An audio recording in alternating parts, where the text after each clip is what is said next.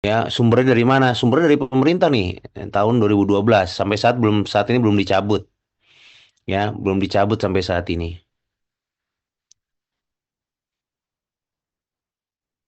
Ya, mari kita lihat ya.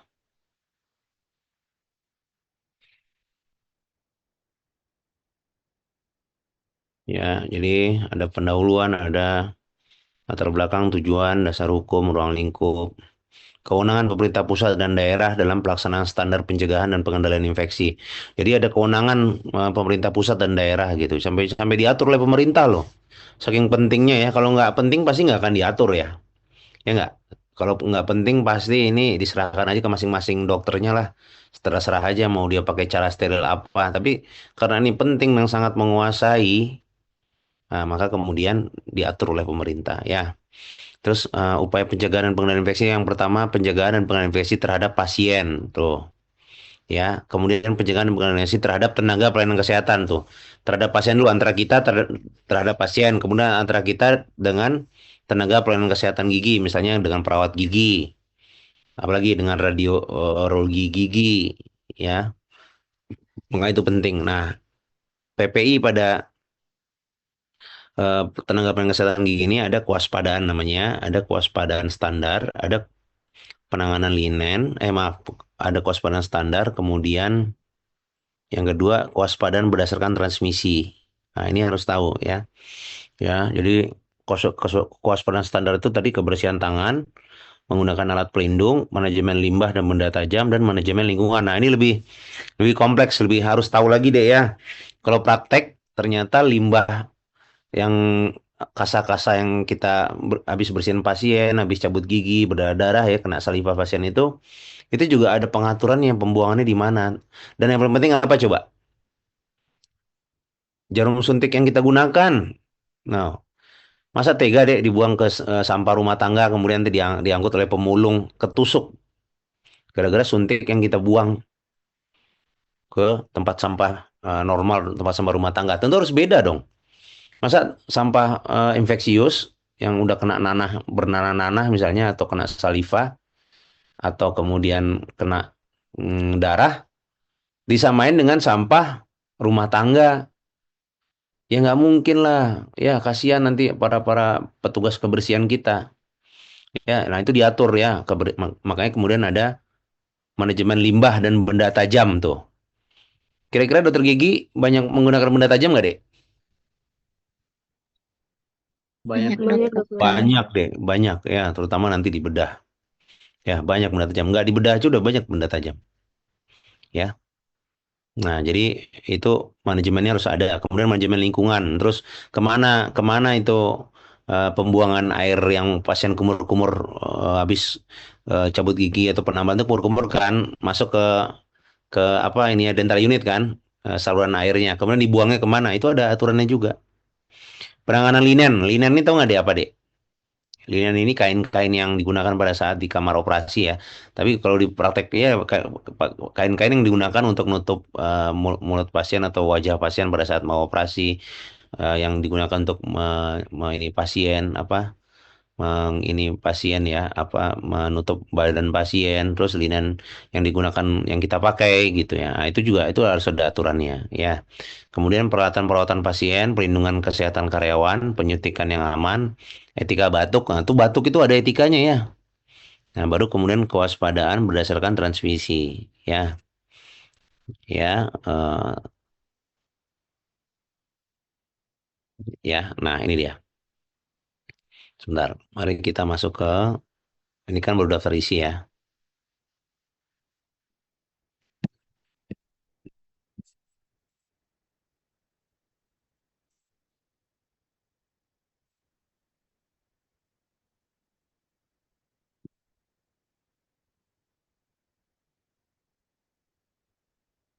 Nanti saya share ya. Ya, tadi APD sudah ya. Ini APD sudah tadi. Penyemang limbah dan benda tajam. Nah, ini dia yang limbah dan benda tajam tadi ya. Kaca pelindung, gaun untuk baju pelindung sudah tadi ya. Di SL juga sudah belajar. Sekarang manajemen limbah dan benda tajam. Peraturan pembuangan limbah sesuai dengan peraturan lokal yang berlaku. pastikan bahwa tenaga pelayanan kesehatan gigi yang menangani limbah medis di training tentang penanganan limbah yang tepat, metode pembuangan dan bahaya kesehatan. Nah, ini juga harus dikasih tahu nih. Misalnya nanti praktek ada perawat gigi ya, atau ada orang yang dibayar untuk kebersihan misalnya, cleaning service-nya. Nah, itu harus kasih tahu loh. Ini limbahnya bukan limbah kayak bekerja di rumah tangga loh. Ini limbah medis. Nah, jadi harus diedukasi dan di training kalau perlu ya. Kemudian gunakan kode warna dan label kontainer. Nah, warna kuning untuk limbah infeksius. Nah, nanti adik-adik, kalau praktek itu harus ada dua tempat sampah, dua jenis tempat sampah di praktek kita. Itu wajib. Itu syarat akreditasi nanti dicek. Pertama, tempat sampah satu yang berwarna plastiknya kuning. Plastik penampung sampah di dalam tempat sampah itu warnanya kuning.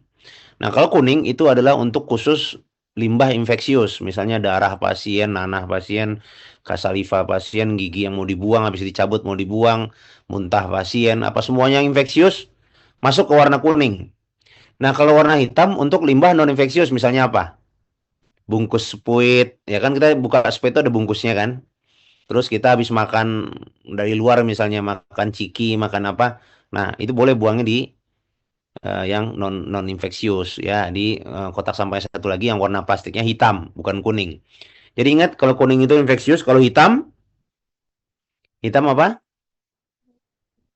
Non infeksius, Non dokter. infeksius ya. Pokoknya yang tidak berhubungan dengan pasien boleh di hitam ya. Misalnya buang apa gitu ya, plastik bekas Infeksius, apa ya? Kenapa? Kenapa dek? Telat ya tadi ya. Oke.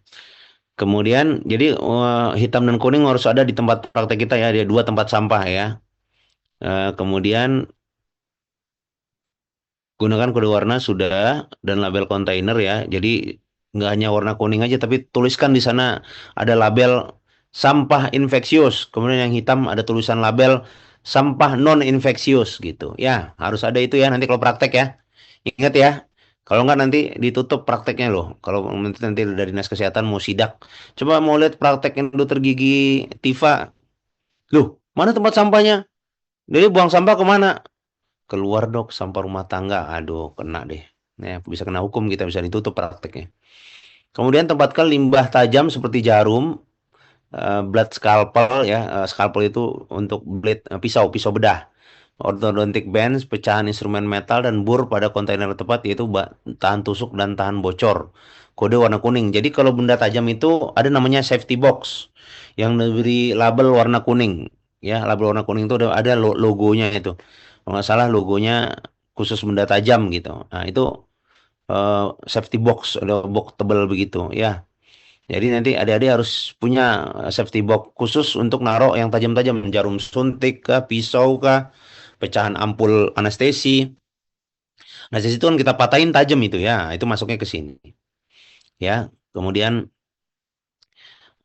orthodontic bands itu juga sama. Kemudian darah cairan suction dari saliva ya atau limbah cairan lain tidak dan limbah cairan lain dibuang ke dalam drain yang berhubungan dengan sistem sanitari ya. Jadi tidak sembarang buang gitu.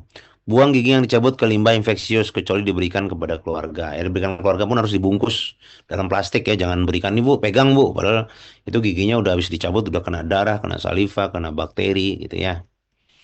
Kemudian manajemen lingkungan. Pertama, ikuti instruksi pabrik untuk pemakaian yang tepat, bahkan bahan disinfektan untuk pembersihan permukaan lingkungan. Jadi kalau mau pakai alkohol, fenol, apa tadi semua bahan yang tadi diterangkan di kuliah pertama tadi, maka pastikan ada instruksi pabriknya gitu, ya. Jadi jangan kita sok-sok tahu, wah ini kalau ini saya baca dulu teorinya harus begini, padahal di apa bahan ada petunjuk dari pabrik tuh beda lagi misalnya ya. Kemudian jangan menggunakan disinfektan tingkat tinggi untuk disinfeksi permukaan lingkungan ya. Jadi disinfektan tingkat tinggi cukup tadi apa tadi? Cukup untuk kategori alat yang semi kritis atau kritis lah mungkin ya.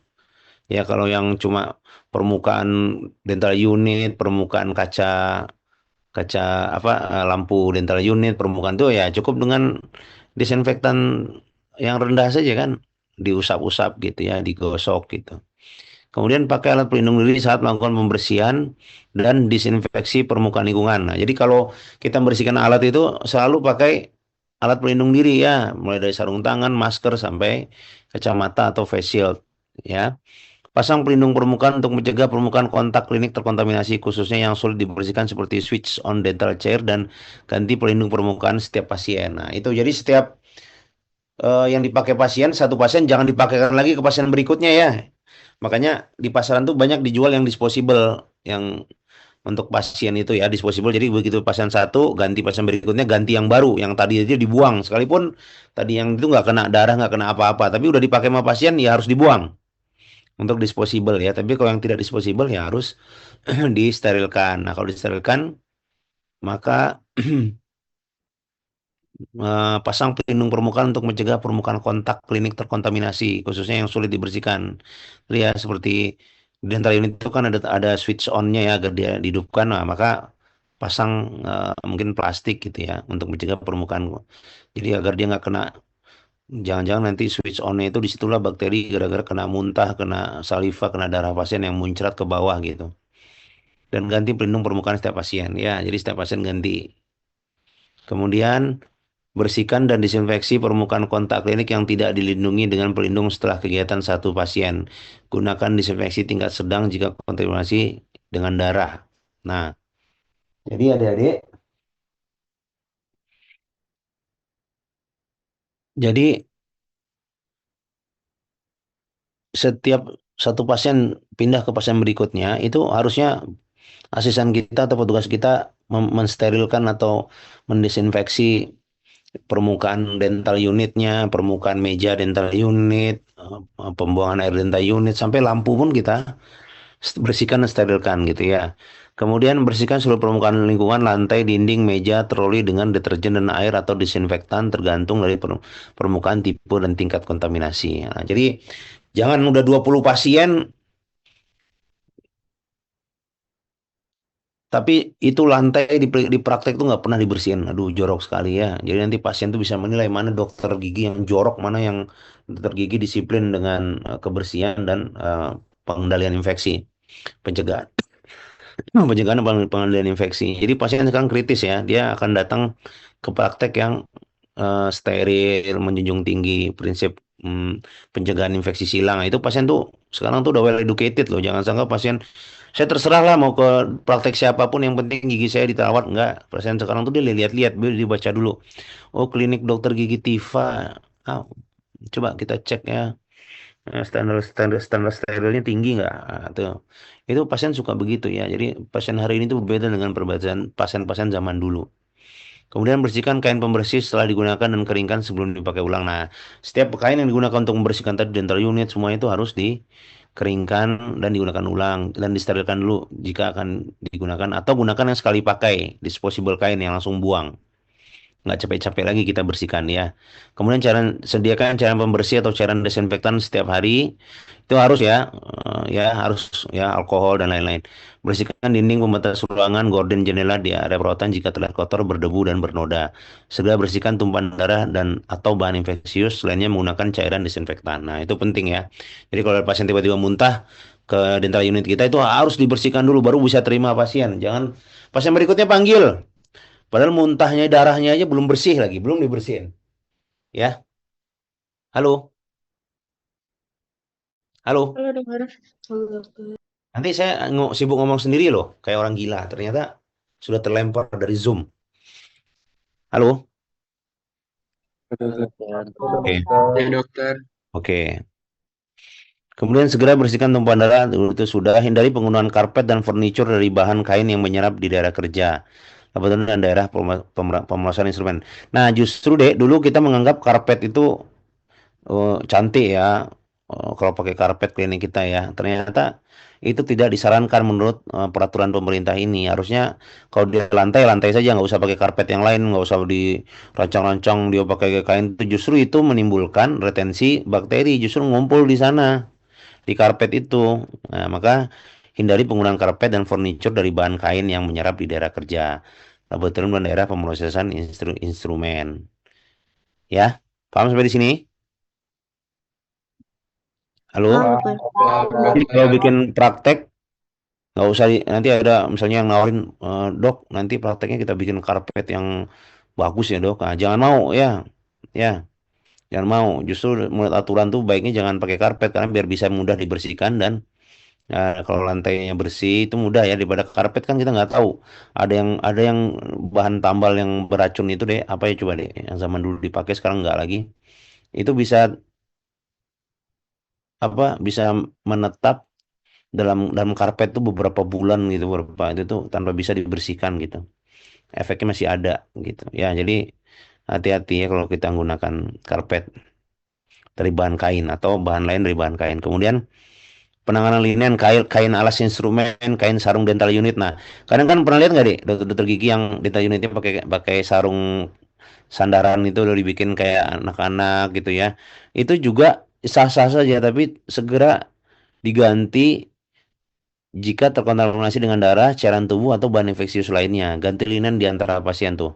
Bahkan sampai ganti di antara pasien gitu. Jangan sampai pasien pertama pakai sandaran yang ini nanti pasien kedua ini lagi pasien ketiga ini lagi itu aja terus sehingga potensi untuk menularkan ke pasien-pasien yang baru kasihan ya pasien itu dia nggak tahu apa-apa tiba-tiba dia kena hepatitis gara-gara dental unit yang dipakai pasien sebelumnya itu ada hepatitis ada virus hepatitis gitu kan kasihan ya kemudian perawatan pasien bersihkan dan sterilkan peralatan kritis sebelum digunakan untuk yang kritis yang tadi dibahas tadi pagi ya. Kemudian bersihkan dan sterilkan peralatan semi kritis sebelum digunakan. Tuh.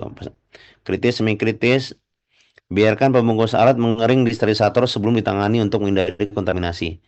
Ya, jadi kalau dia sudah disterilkan kan biasa dibungkus tuh. Gak usah dibuka-buka, nanti aja kalau udah mulai mau dipakai ke pasien baru dibuka. Jangan kita persiapan ya untuk nanti pasien-pasiennya baru 2 jam lagi datang gitu. Itu justru pas dibuka itu mulailah kontaminasi dari udara dan lain-lain. Ya. Kemudian area pemrosesan instrumen meliputi area penerimaan, pembersihan dan disinfeksi. Nah, ini nanti di praktek kliniknya harus ada ya. Nanti kalau ditanya yang mana area penerimaan, nah jelaskan. Ya, yang mana area pembersihan dan infeksi, persiapan dan pembungkusan, sterilisasi dan penyimpanan. Itu harus ada, Dek. Itu standar ya. Itu standar yang digunakan dan diminta oleh pemerintah pada saat kita buka praktek dokter gigi atau di rumah sakit atau di poliklinik gigi dan mulut. Ya. Dan ini jadi standar untuk akreditasi atau misalnya asesor ingin melihat apakah sudah benar satu klinik atau suatu rumah sakit atau suatu poliklinik eh, me- me- apa menyusun protap sterilisasinya itu nanti akan dicek gitu ya. Kemudian biarkan bungkus alat mengering di sterilisator sebelum ditangani untuk menghindari kontaminasi itu. Kemudian area pemasangan instrumen meliputi area penerimaan, pembersihan dan inspeksi, persiapan dan pembungkusan itu harus terpisah ya. Jangan sampai bersebelahan atau malah bersamaan dengan dental unit gitu. Jangan ya. Ini harus terpisah. Ruangannya pun kalau perlu kayak ruangan khusus begitu ya. Yang kalau di rumah sakit itu kayak ruangan pantry gitulah kayak ya kayak inilah ya. Misalnya kayak dapurnya gitu harus ada. Sama di sini ada yang ingin ditanyakan? Sama di sini ada yang ingin tanyakan? Izin bertanya, dokter. Ya, boleh, silakan. Karena atau washer disinfection ya biasanya kalau di rumah sakit ini ya. Kalau di ini biasanya ya larutan ini saja alkohol yang pakai kayak dipencet-pencet itu keluar ya. Gunakan alat pembersih otomatis pada sarung tangan rumah tangga. Pakai sarung tangan rumah tangga untuk membersihkan instrumen dan prosedur disinfeksi. Nah ini wajib saya bilang tadi tetap wajib menggunakan alat pelindung diri ya. Pakai alat pelindung diri selama melakukan pembersihan peralatan tuh, di sini wajib. Gunakan sistem kontainer atau pembungkus yang cocok dengan tipe proses sterilisasi yang digunakan. Sebelum instrumen kritis dan semi kritis disterilisasi, periksa kebersihan instrumen, kemudian bungkus atau tempatkan instrumen dalam kontainer yang tepat untuk mempertahankan kesterilan selama penyimpanan. Jangan sterilisasi alat implan tanpa dibungkus dan jangan simpan instrumen kritis tanpa dibungkus. Nah, jadi instrumen kritis itu nanti di autoclave itu dia dibungkus dulu. Kan kita udah rendam tadi kan, terus udah digosok, di disinfektan lah udah. Kemudian sekarang mau disterilkan.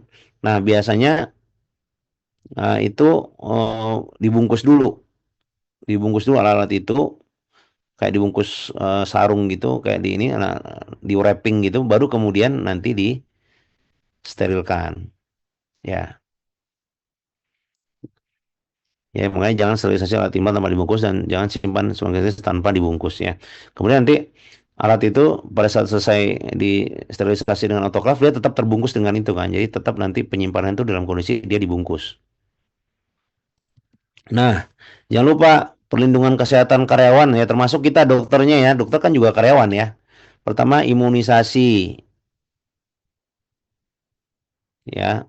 Ini berdasarkan beberapa penelitian bahwa tenaga pelayanan kesehatan gigi, lihat nih Dek, bahwa tenaga pelayanan kesehatan gigi mempunyai risiko tingkat tinggi. Risiko tingkat tinggi. Halo, Halo dokter. Ya dokter. Dokter. oke. Risiko tingkat tinggi